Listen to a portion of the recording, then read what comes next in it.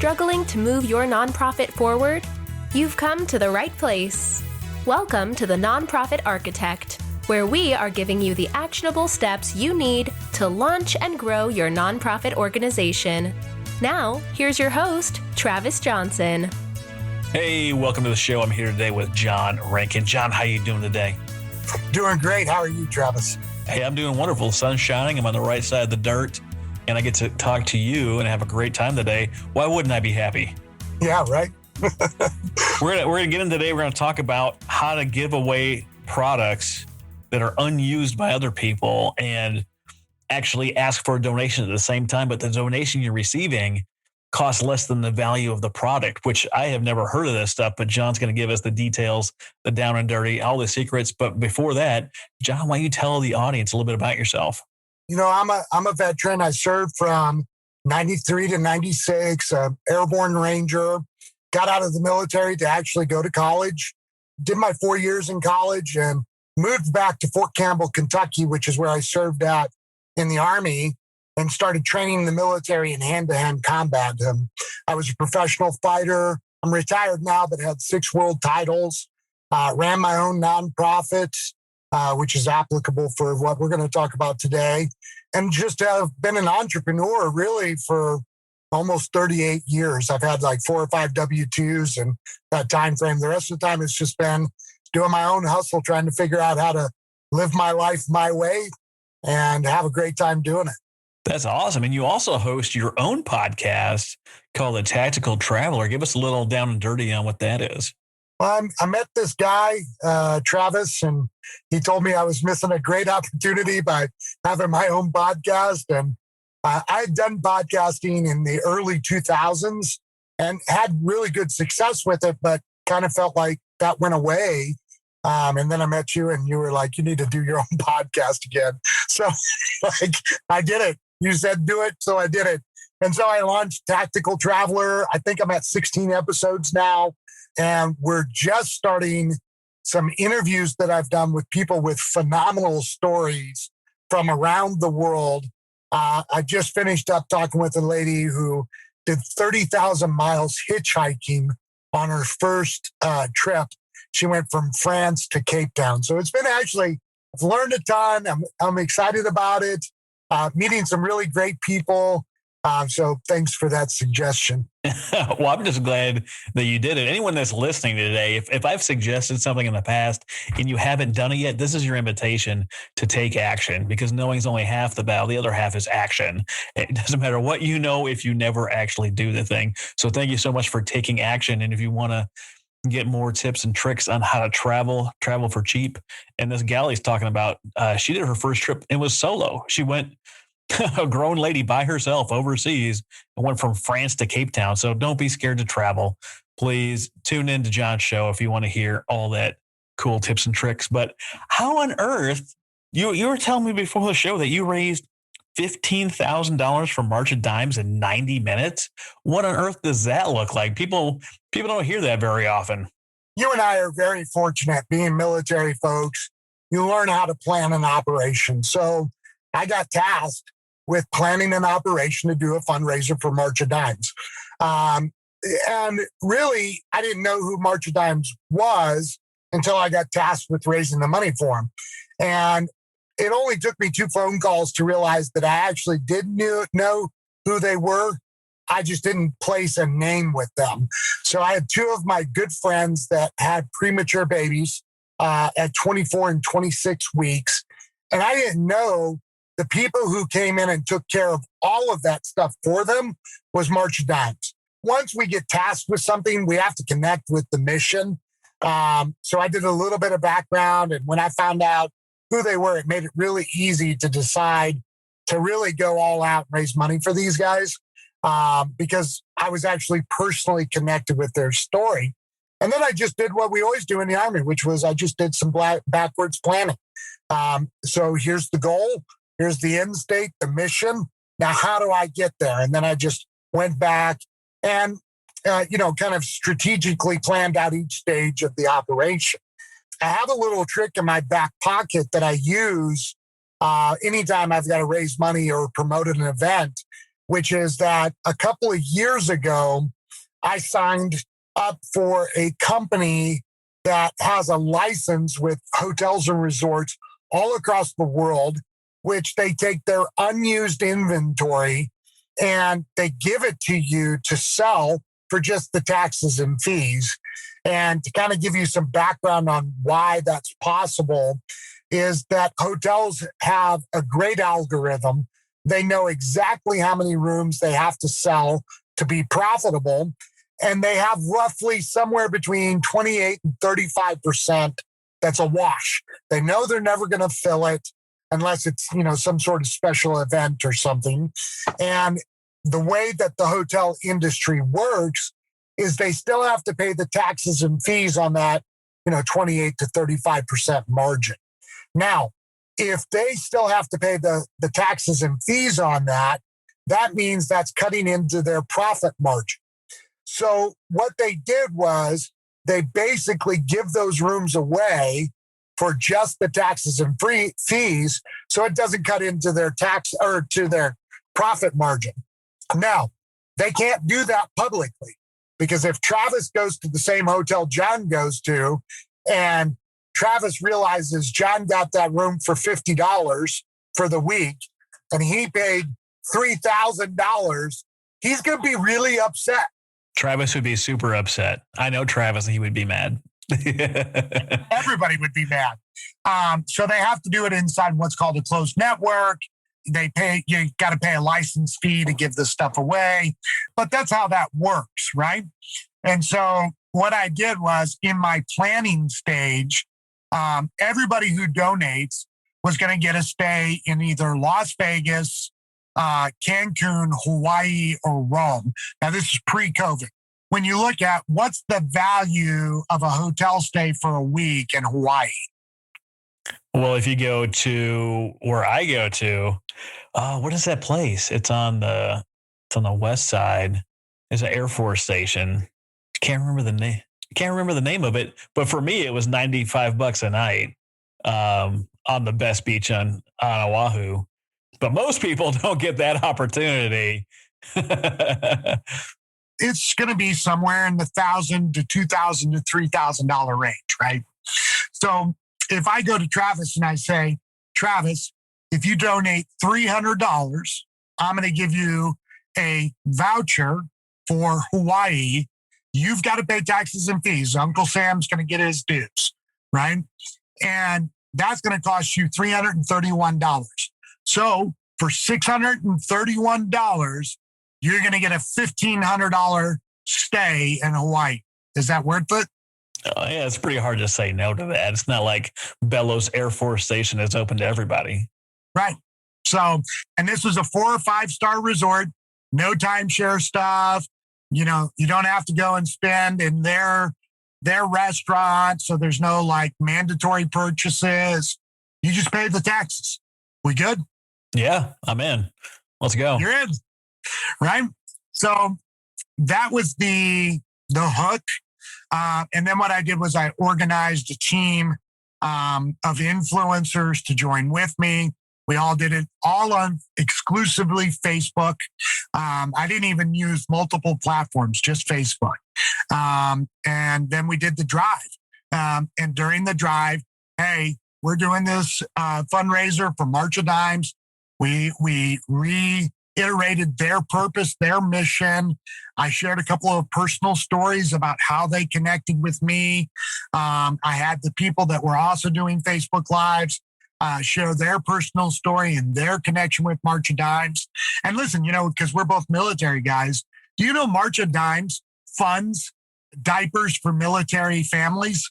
For every $50 given to March of Dimes, they give a percentage of that to the military to help military moms raise their babies in diapers. That's really cool. I didn't know that. That's awesome. That's a good shout out for March of Dimes.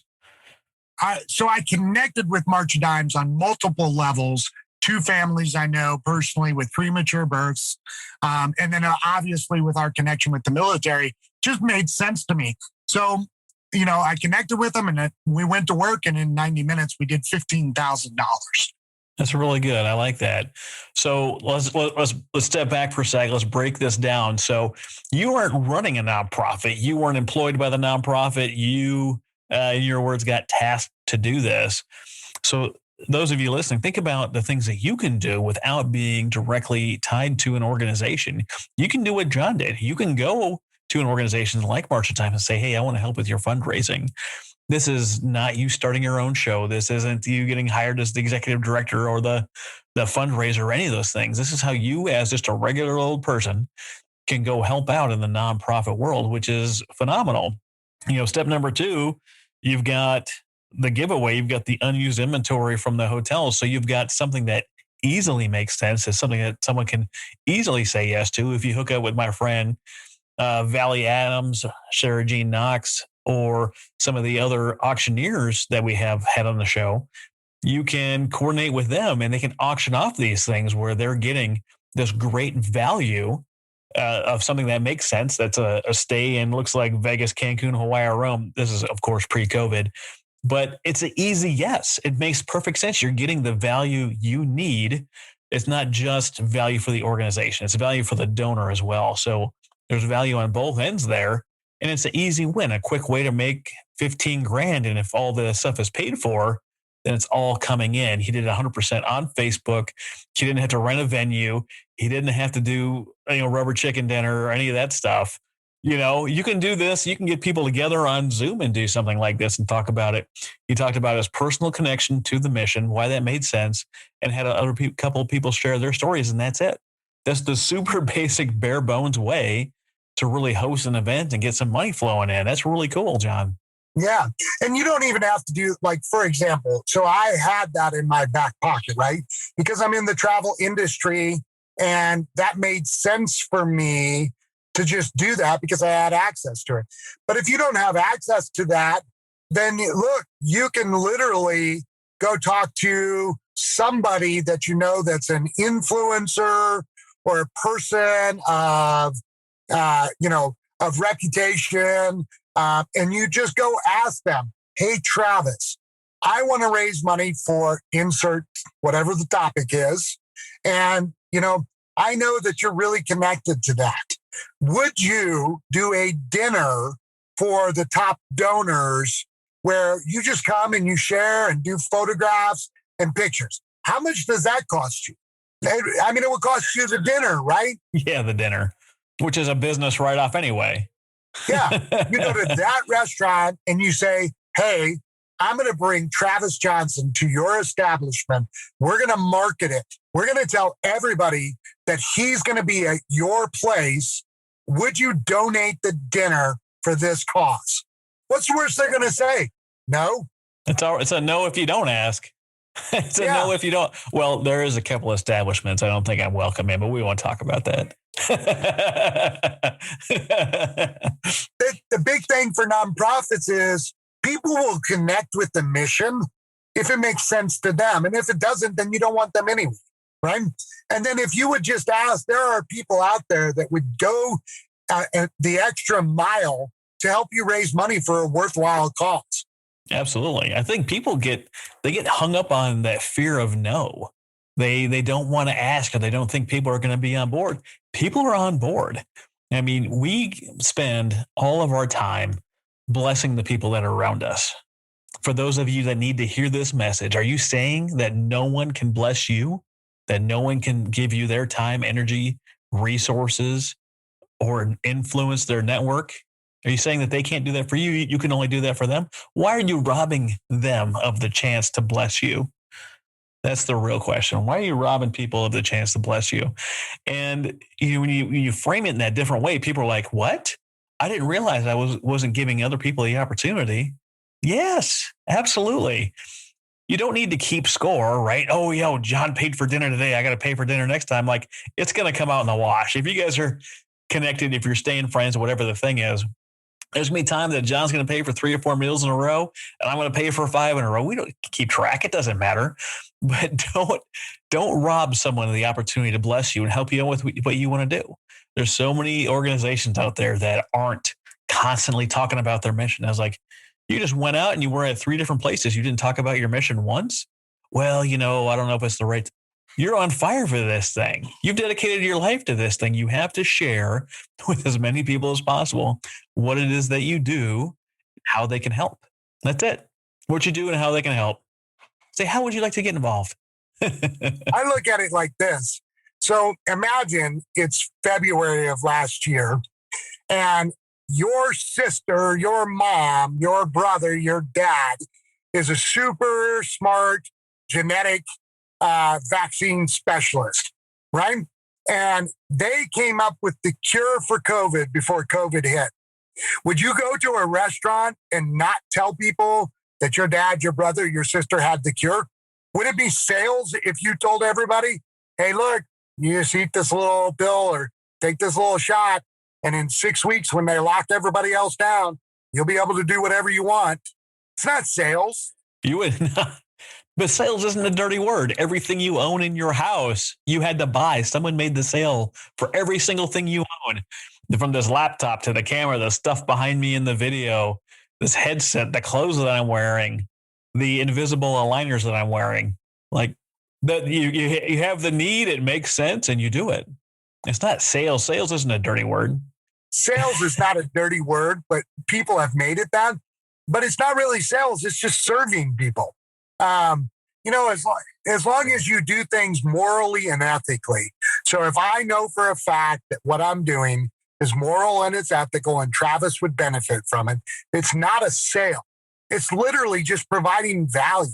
And if I'm truly believe that what I'm doing is providing value, then I should tell every swinging Joe that comes into the sound of my voice that if you don't do this, you're making a mistake.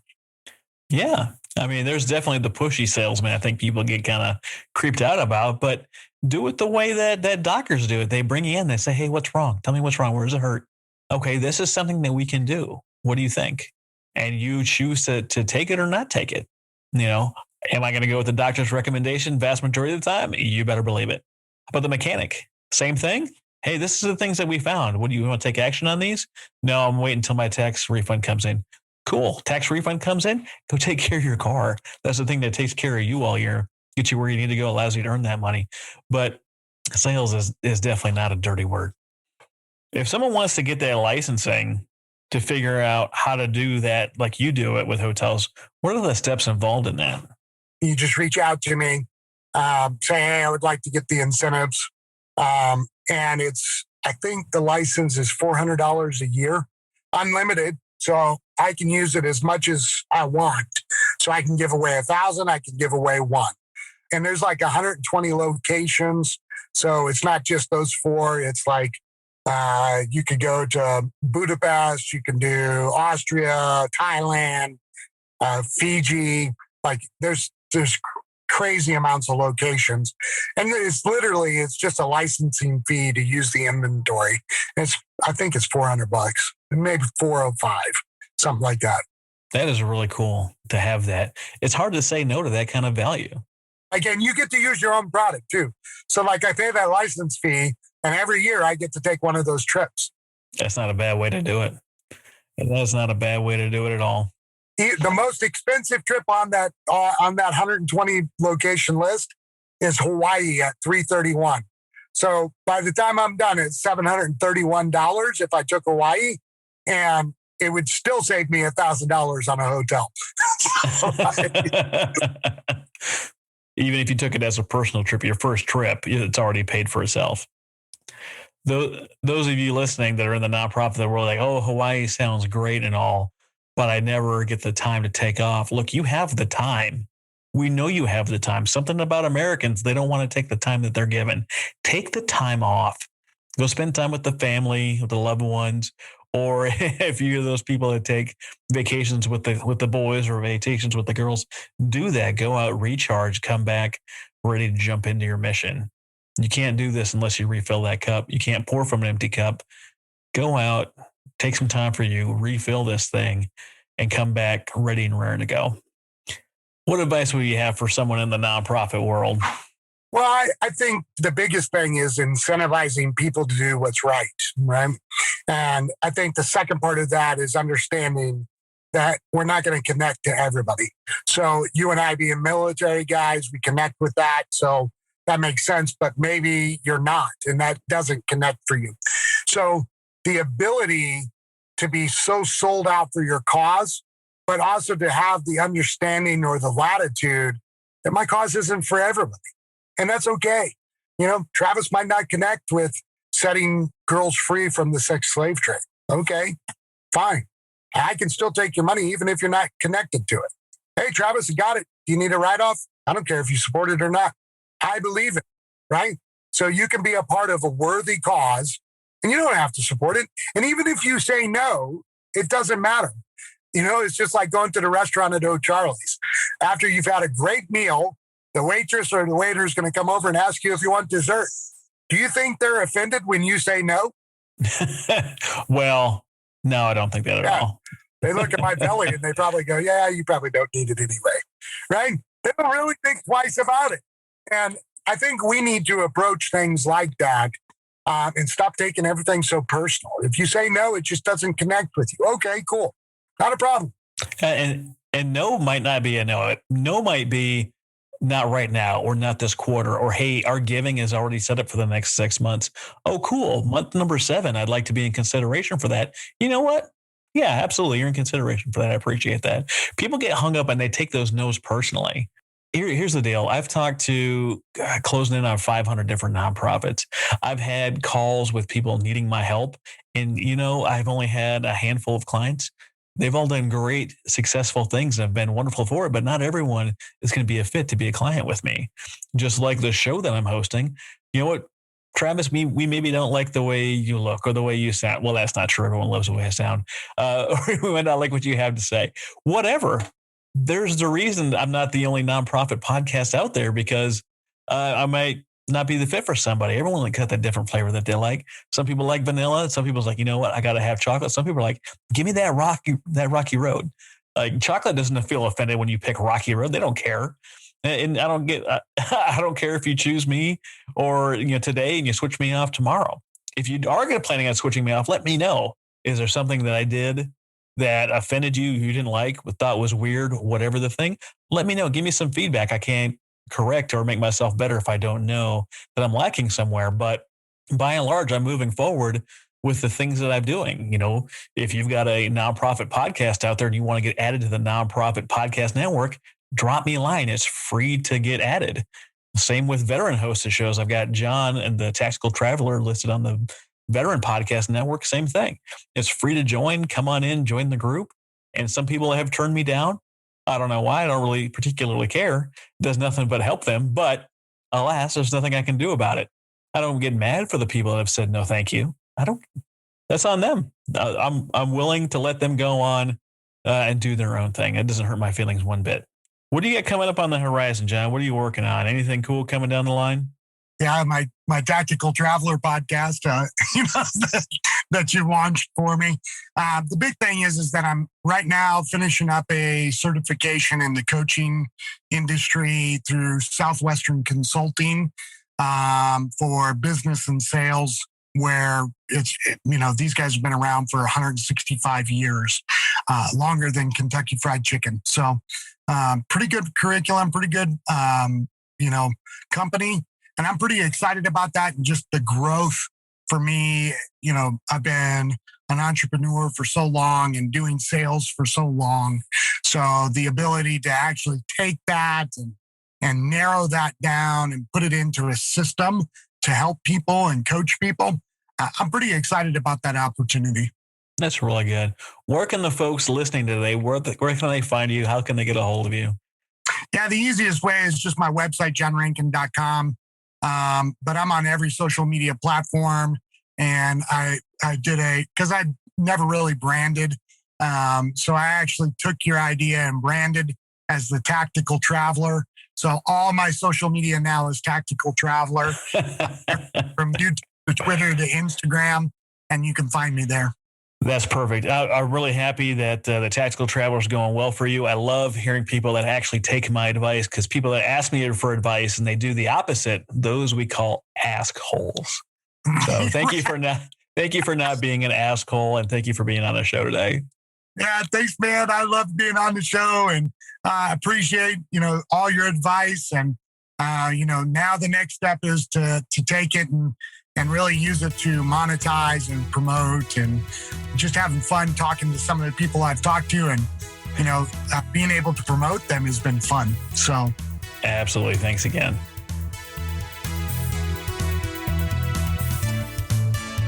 You've been listening to The Nonprofit Architect. To listen to all our past shows, visit http://nonprofitarchitect.org. And be sure to subscribe, rate, and review our show. Thank you.